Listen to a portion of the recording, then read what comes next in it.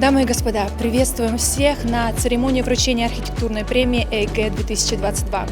К столетию республики мы отобрали 100 самых значимых объектов Якутии, которые были построены за последние 5 лет. И, конечно, за всем этим стоят огромные команды от реализации до воплощения.